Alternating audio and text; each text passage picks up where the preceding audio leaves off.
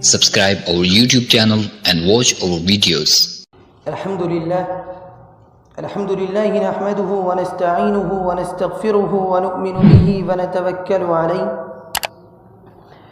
ونعوذ بالله من شرور أنفسنا ومن سيئات أعمالنا من يهده الله فلا مضل له ومن يضلله فلا هادي له ونشهد أن لا إله إلا الله وحده لا شريك له ونشهد أن سيدنا وسندنا وحبيبنا وشفيعنا ومولانا محمدا عبده ورسوله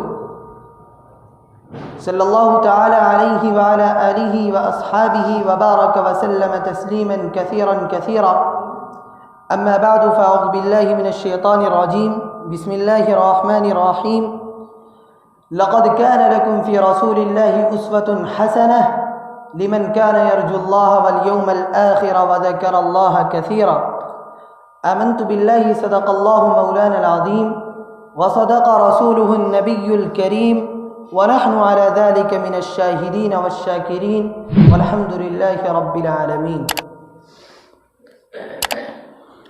محترم بزرگوں اور دوستوں، آقا مدنی صلی اللہ علیہ وسلم کی عمر مبارک جب 63 سال کی ہو گئی تو اللہ تعالیٰ کی طرف سے آپ کو اپنے دربار میں بلانے کا فیصلہ کیا گیا۔ سفر کا مہینہ تھا جب آپ بیمار ہوئے، بیماری دن بدن بڑھتی چلی گئی۔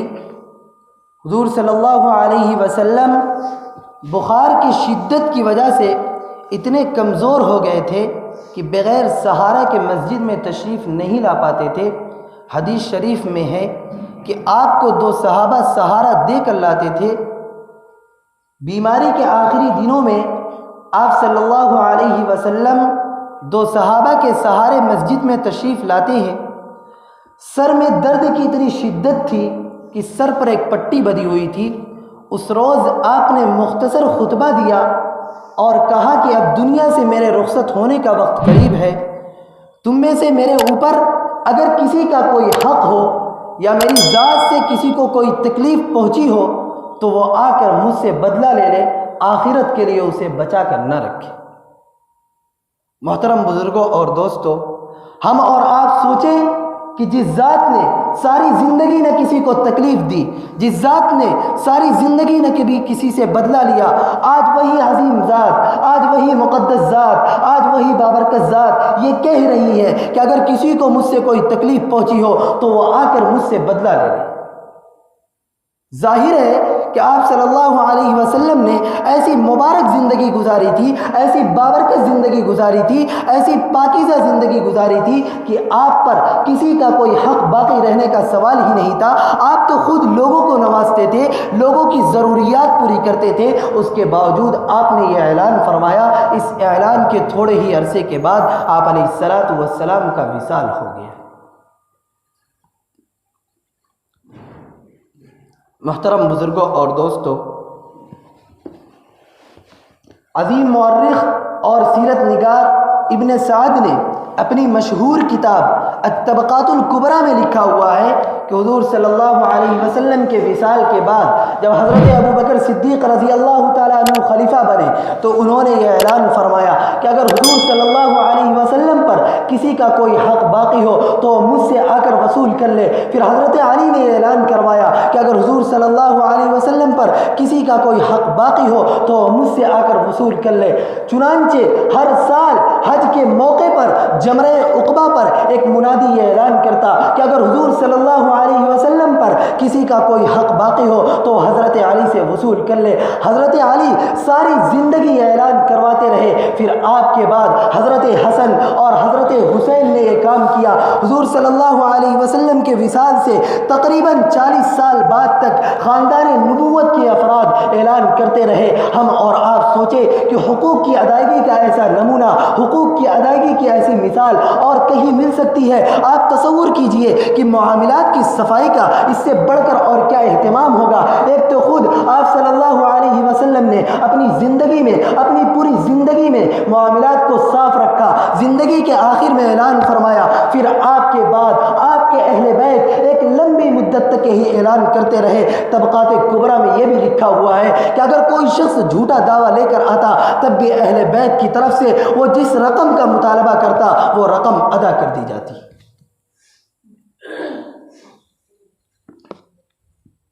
محترم بزرگوں اور دوستو،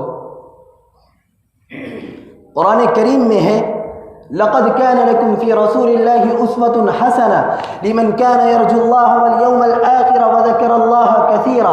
آقا مدنی صلی اللہ علیہ وسلم کی زندگی میں ہمارے اور آپ کے لیے بہترین نمونہ موجود ہے، اور یہ نمونہ صرف نماز، روزہ اور زکوٰۃ میں نہیں ہے بلکہ معاملات کی صفائی میں ہے۔ ہم غور کریں کہ معاملات کو درست رکھنے کا ہمیں کتنا خیال ہے۔ آپ صلی اللہ علیہ وسلم نے عبادات سے زیادہ معاملات کی صفائی کو اہمیت دی ہے، بلکہ یہاں تک فرمایا ہے کہ عبادات کی کمی کوتاہی کو اگر اللہ چاہے گا تو معاف کر دے گا، لیکن معاملات کی کمی کوتاہی اس وقت تک معاف نہیں ہوگی جب تک کہ حق والا معاف نہ کرے۔ محترم بزرگوں اور دوستو، آپ صلی اللہ علیہ وسلم نے ایک مرتبہ صحابہ سے فرمایا، جانتے ہو میری امت کا مفلس کون ہے، میری امت کا تنگ دست کون ہے، میری امت کا فقیر کون ہے؟ صحابہ نے کہا ہمارے نزدیک فقیر وہ ہے، ہمارے نزدیک محتاج وہ ہے، ہمارے نزدیک مفلس وہ ہے جس کے پاس نہ درہم ہو نہ کوئی ساز و سامان ہو۔ آپ نے فرمایا میری امت کا مفلس وہ شخص ہے جو قیامت کے دن نماز، روزہ، زکوٰۃ لے کر آئے گا، لیکن اس نے دنیا میں کسی کو گالی دی ہوگی، دنیا میں اس نے کسی پر بہتان لگایا ہوگا، دنیا میں اس نے کسی کا حق مارا ہوگا، دنیا میں اس نے کسی کا خون بہایا ہوگا، دنیا میں اس نے کسی پر ظلم کیا ہوگا، تو اس کے ظلم کے بقدر نیکیاں مظلوم کو دلا دی جائیں گی۔ پھر جب نیکیوں سے بھی ہاتھ خالی ہو جائے گا تو اس مظلوم کے گناہ اس ظالم پر ڈال دیے جائیں گے، پھر اس کو جہنم میں پھینک دیا جائے گا، اور اس طرح انصاف کا تقاضا پورا کیا جائے گا۔ میرے عزیزوں، ہم اور آپ غور کریں کہ معاملات کو درست رکھنے کا ہمیں اور آپ کو کتنا خیال ہے۔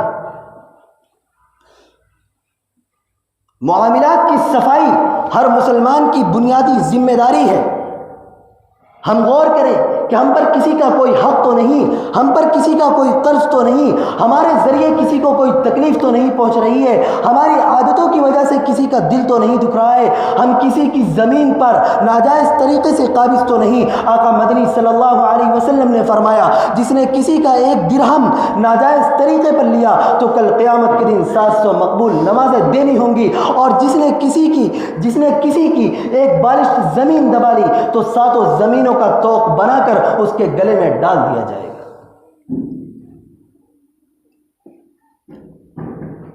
محترم بزرگوں اور دوستو، حضور صلی اللہ علیہ وسلم ایک سفر میں تھے، ایک شخص آپ کے ساتھ تھے، وہ سفر میں آپ کی خدمت کیا کرتے تھے۔ جب آپ علیہ السلام اونٹ پر چڑھتے تو وہ سہارا دیتے۔ حضور صلی اللہ علیہ وسلم دشمنوں سے مقابلے کے لیے جا رہے تھے، کسی دشمن نے تاک کر تیر چلایا جو ان کی گردن میں آ کر لگا اور ان کا انتقال ہو گیا۔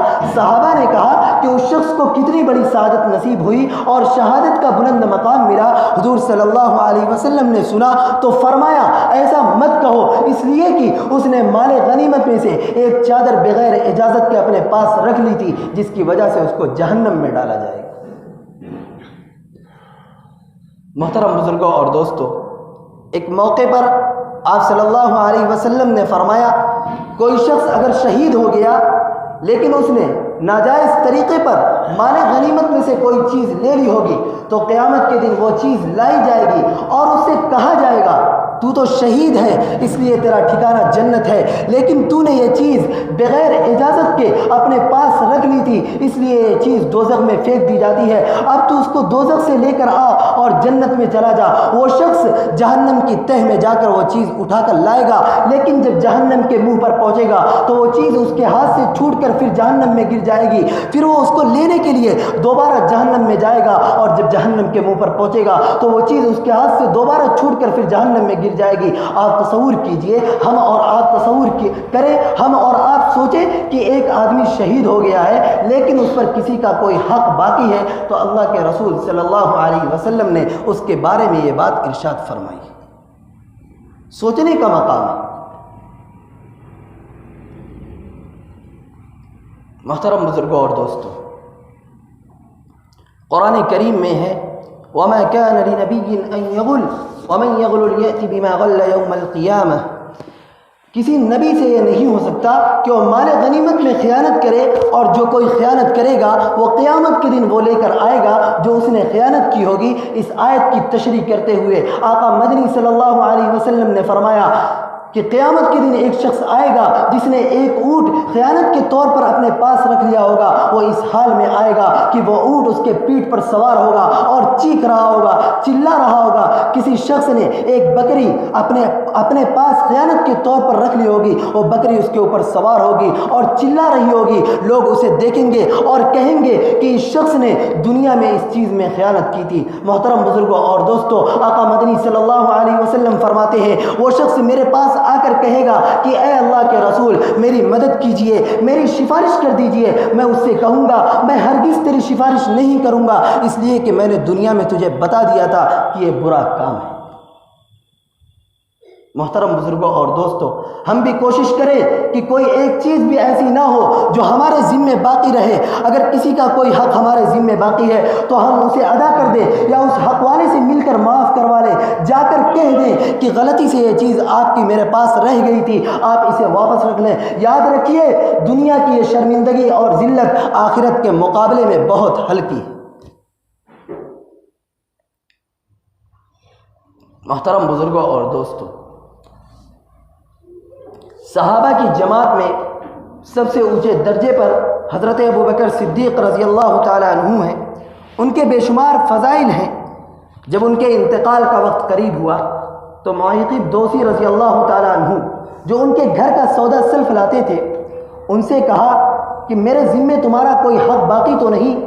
انہوں نے کہا کہ آپ نے سارا حق چکا دیا ہے سوائے ایک درہم کے جسے میں اللہ کے لیے چھوڑتا ہوں۔ حضرت ابوبکر نے کہا کہ مجھ سے وہ بھی لے لو، اس لیے کہ میں اپنے آخرت کے توشے کو قرض کے بوجھ سے بوجھل نہیں کرنا چاہتا۔ پھر آپ نے حضرت عائشہ سے فرمایا کہ معیقب دوسی رضی اللہ تعالی عنہ کا قرض ادا کر دیا جائے۔ پھر آپ نے حضرت عائشہ سے پوچھا کہ آپ علیہ الصلاۃ والسلام کو کتنے کپڑوں میں کفن دیا گیا تھا؟ انہوں نے بتایا کہ 3 کپڑوں میں۔ حضرت ابوبکر نے کہا کہ 2 چادریں میرے جسم پر ہے، ایک اور چادر منگوا کر مجھے کفن دے دینا۔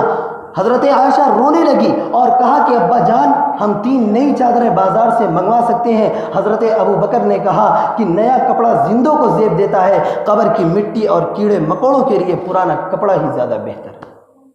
یہ تھے ہمارے صحابہ کرام رضوان اللہ تعالی علیہم اجمعین۔ محترم بزرگوں اور دوستوں،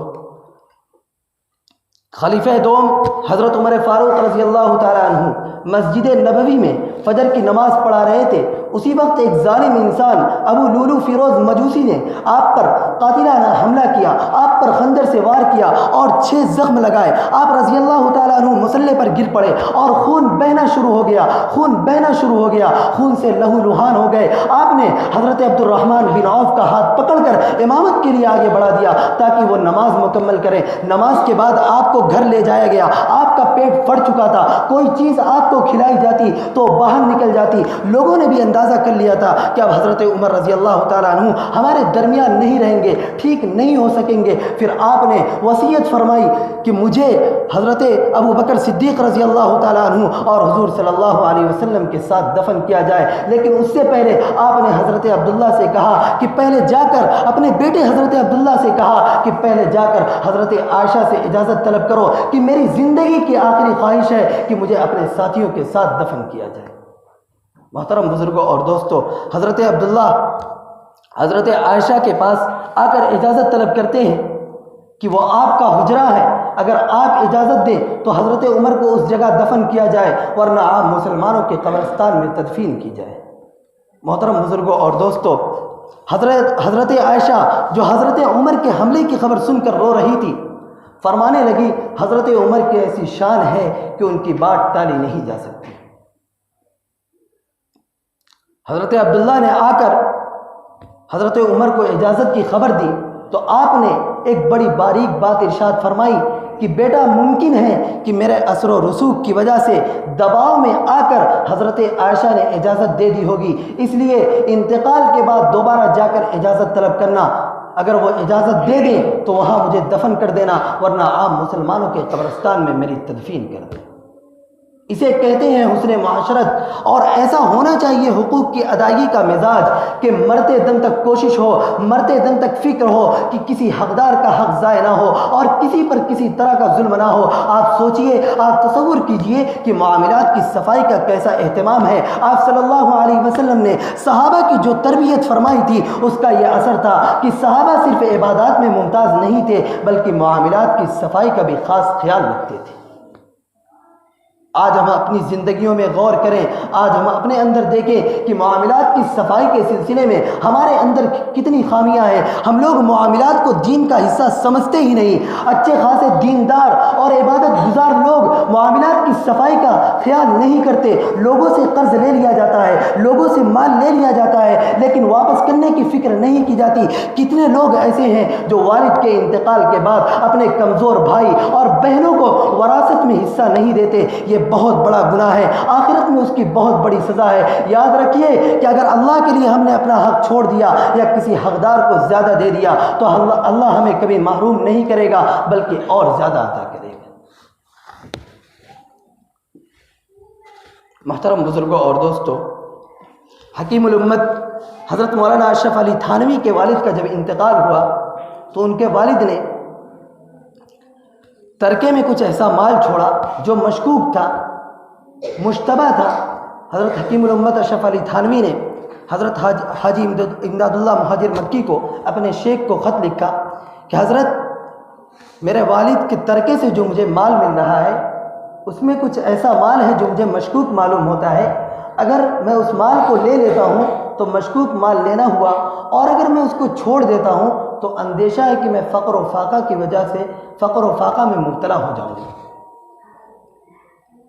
حضرت حاجی صاحب نے جواب دیا کہ آپ اس مال کو چھوڑ دیجئے، اگر آپ نے اللہ کے لیے اس مال کو چھوڑ دیا تو اللہ آپ کو کبھی فقر و فاقہ میں مبتلا نہیں ہونے دے گا۔ حضرت حکیم الامت اشرف علی تھانوی کہتے ہیں کہ میں نے اس مال کو چھوڑ دیا، اس مال کو چھوڑنے کی وجہ سے اور حضرت کی توجہ کی برکت سے اللہ نے مجھے بہت نوازا۔